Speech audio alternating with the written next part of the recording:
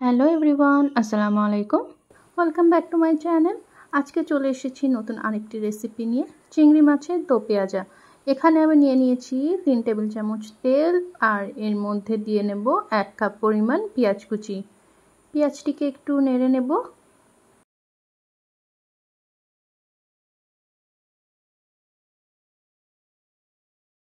পেঁয়াজের কালারটি এমন চেঞ্জ হয়ে আসলে আবারও খুব ভালো করে পেঁয়াজটিকে নেড়ে নিতে হবে।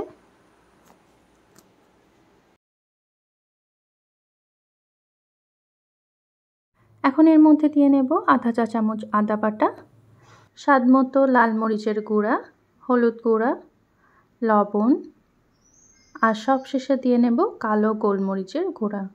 সব উপকরণগুলি খুব ভালো করে পেঁয়াজের সাথে কষিয়ে নিতে হবে।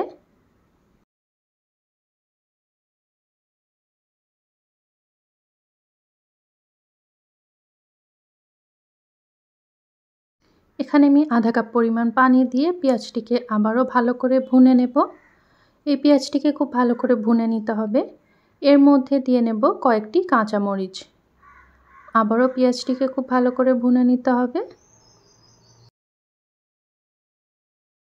এখানে এমন ছোট সাইজের চিংড়ি মাছ নিয়েছি। এখানে 35 থেকে 40টা চিংড়ি মাছ আছে। এখন এই চিংড়ি মাছের সাথে পেঁয়াজটিকে খুব ভালো করে মিশিয়ে নিতে হবে।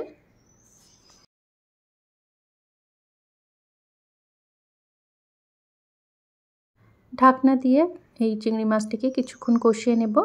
ঢাকনাটি খুলে নিয়েছি। চিংড়ি মাছটি কষানো হয়ে গেছে। এর মধ্যে দিয়ে নেব 1 কাপ পরিমাণে পানি। চিংড়ি মাছ সিদ্ধ হতে বেশি সময় লাগে না, চিংড়ি মাছ রান্না করতেও বেশি সময় লাগে না। আরও একবার একটু ভালো করে নেড়ে নেব।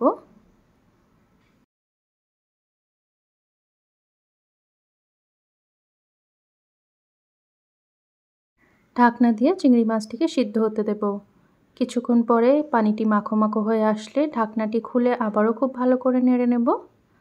আর ঢাকনা লাগাবো না, এইভাবেই চিংড়ি মাছটিকে মিডিয়াম আঁচে রান্না করতে দেব। চিংড়ি মাছটি যখন এমন মাখো মাখো হয়ে আসবে, এই পর্যায়ে আমি চুলাটি অফ করে দেব। আজকের রেসিপিটি আপনাদের কাছে কেমন লাগলো কমেন্ট করে জানাতে ভুলবেন না। আর আজকের ভিডিওটি ভালো লাগলে চ্যানেলটিকে অবশ্যই সাবস্ক্রাইব করে পাশে থাকবেন। সবাই ভালো থাকবেন, সুস্থ থাকবেন। আল্লাহ হাফিজ।